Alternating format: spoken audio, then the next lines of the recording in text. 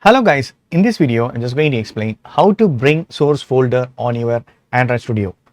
So for example, if you are not able to see the source folder or main folder, if you are not, or if you have created any directory or any file, if you're not able to see, you need to change the view. So right now I'm in Android view, so you need to change the project view. So for example, if you're trying to search the source folder, even initially I had the problem. So finally I found the solution. Change to project files. Okay, so this will show the hierarchy. So here is the source folder, under it is main is there, and this is the folder I have created it. So even right, if you are in Android project view, and if you're creating any file or directory that might not be visible.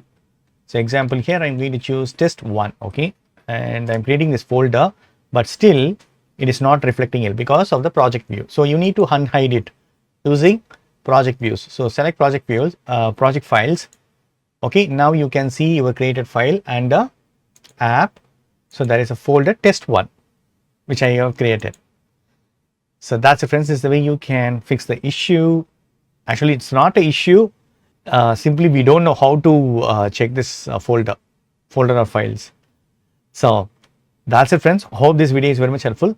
Thank you so much. Please put a comments and feedback in video forms. Thank you. Bye. Take care.